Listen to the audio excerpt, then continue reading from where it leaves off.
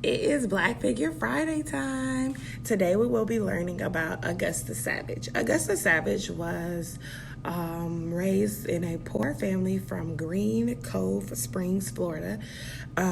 She was one of 13 children. She didn't have many toys to play with because they were very poor, and so she spent a lot of time in the backyard, and the clay is really hard, and she would use the clay and soil to sculpt things. She would make toys, and so she loved doing this, and her father was not very fond of her creativity. He did not like her making the toys out of the clay. However, she continued to do it even though it angered her father because she just couldn't stop creating. In 1921, Augusta moved to Harlem. During that time was the time of the Harlem Renaissance, and Augusta added so much value to the Harlem Renaissance through her art. Augusta was a talented artist and she was well known. However, she still faced the hardships of racism.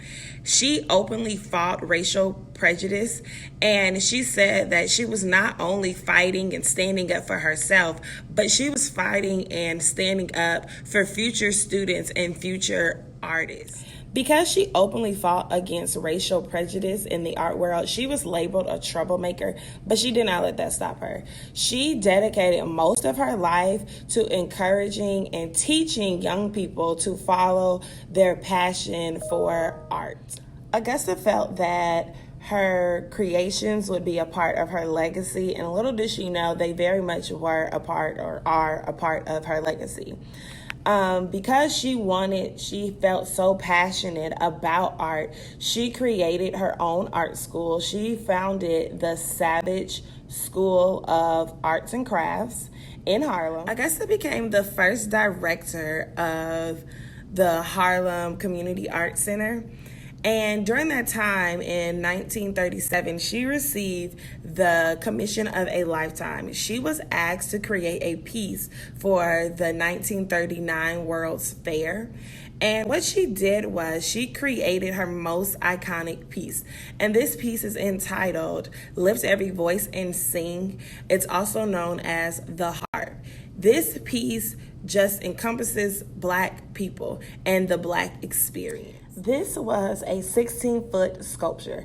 It had 12 Black singers in graduated heights to form the harp's strings. It had an arm and a hand that was the hand of God, and that was the harp's sounding board.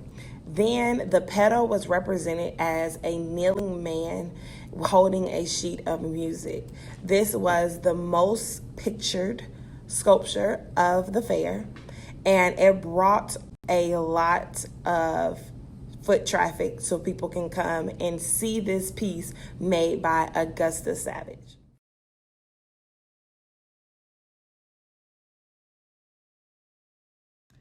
So unfortunately, Augusta did not have any money or a place to store the sculpture. So after the fair, it was destroyed. But she did make some replica pieces and sold as souvenirs, but the original was destroyed and does no longer exist. Augusta struggled with poverty up until the end of her life. However, she always remained optimistic and knew that her art would speak for her in times to come. And she was determined, and she just wanted everyone to follow their dreams of their art and follow the passion that they had. I hope that you have enjoyed learning about Augusta Savage. Look up her information, look up some of her art, and thank you. I have another Little Leader book. This is the one about bold women in history. And this is Augusta Savage's page. And it has all of her information. And so I really suggest getting one of these books or all of these books. They're very interesting, and they have very good information about people that you haven't heard of frequently, and some well-known people as well. But I just love these books.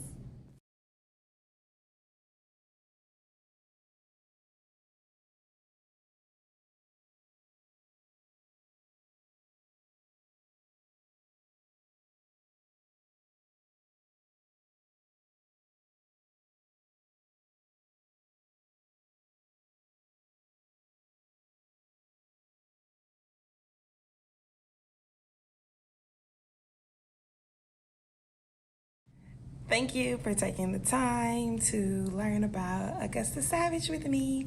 Augusta was an educator and a sculptor, and she was just simply amazing. So take some time out and do some research on your own, and comment and tell me what you found out. Thank you.